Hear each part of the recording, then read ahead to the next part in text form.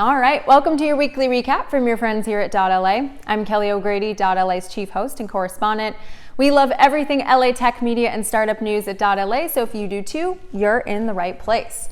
We survived another week of quarantine, and what a week it was. The effects of the pandemic are being felt everywhere. Amazon's considering postponing its Prime Day to a time when it will have more non-essential items available in its warehouses, and Netflix has put together a $100 million relief fund for workers affected by Tinseltown shutdown.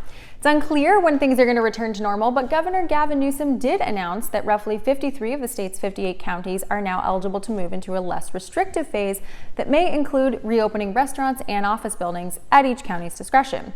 We've also heard the goal may be to reopen as early as July 4th. So America's birthday could take on a new meaning for LA County residents as the day they regain the liberty to shop, eat in restaurants, and visit malls. So get your summer looks ready, folks. Over in media, we had a massive shakeup at the Mouse House as former Disney DTCI and international chairman Kevin Mayer is now the CEO of TikTok and COO of Chinese parent ByteDance. The mastermind behind Disney Plus and the company's M&A activities for the past 15 years will helm the expansion of the app that's thriving amid the pandemic. It's an interesting move as TikTok indicates it will be blurring the lines between a tech and media company even further. Mayer's strategic background and deep understanding of IP will help the Chinese company move into adjacencies like gaming and music. But he'll face big challenges when it comes to regulatory issues and TikTok's inherent permanence problem. In Mayer's absence, Rebecca Campbell has been named head of DTCI. It's a strange move given her analog-focused background around being primarily in local TV stations, but it is an optic win for Disney to name a female as the head of a business unit, and this may be an indication that they're grooming Campbell with the wide range of exposure they're giving her across the company. Admittedly, the news isn't dire for Disney, with Mayer being the architect of the carefully laid Disney Plus plans. Campbell will now focus on executing and keeping the already very successful venture going strong. And more in media for you. Paid TV subs have hit an all-time low during the pandemic, and that's where OurBTV comes in.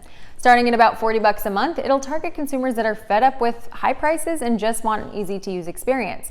OurBTV subscribers will get dozens of cable channels via satellite dish, plus dozens more over the air. It won't have sports channels or bundles, but it will be easy to set up and use, potentially capturing subs that have dropped out of the MVPD ecosystem. And finally, 2 LA VR companies went to Apple and Facebook's Oculus last week. The jury is out on exactly why, with VR seeing slow consumer adoption in recent years. That being said, demand for VR headsets has reportedly outstripped supply during the pandemic, and consumer usage has seen an uptake. Perhaps it's finally VR's time to shine. For more on media from Sam Blake, check out the links below. And on the investing front, Culver City-based United Dwelling wants to transform your unused garage into housing you can rent out to tenants. The startup, which aims to help alleviate California's critical housing shortage, just raised $10 million in Series B funding to be able to build more units. The CEO acknowledges it's a strange time to be building a new company, but he notes that even though it's taken a temporary back burner, the state's housing problem isn't going away. He also says a recession could make the company's thesis even more appealing. If this isn't incentive enough to clean out your garage during quarantine, I don't know what is. But while some companies are raising money, investing is taking a hit. dot.LA talked to a half dozen founders about their experience fundraising in the pandemic, and the general consensus was it's not easy with lower valuations, mixed feelings about trying to proceed as normal, and an increasing ghosting. More than one founder compared fundraising right now to online dating. The pandemic has significantly changed the power dynamic, with VCs now firmly in the driver's seat when only a few months ago it was a founder's market. Of course, some startup business models have benefited, and many are wary of touting their success to avoid being seen as gloating. Far more common, though, are tales of investors cutting off communications after only weeks before giving verbal commitments due to their own financial situations. It has us asking, where have all the angels gone? For more on investing news from Ben Bergman, check out our website. And in the startup world, Tapcart is one of those companies that's been thriving. Just days before the pandemic hit the nation hard, the marketing software secured funding from Signifyer in their Series A round, and they were off to the races. Like a lot of e-commerce products, Tapcart has benefited from the pivot to online shopping. The largest growth has been among smaller and medium-sized businesses that haven't had to deal with some of tough logistical issues facing larger companies. The marketing software has seen activity jump 50% over the past 90 days, and they have their eye on working with bigger retailers next. For more on this from Rachel Urenga, check out the link below.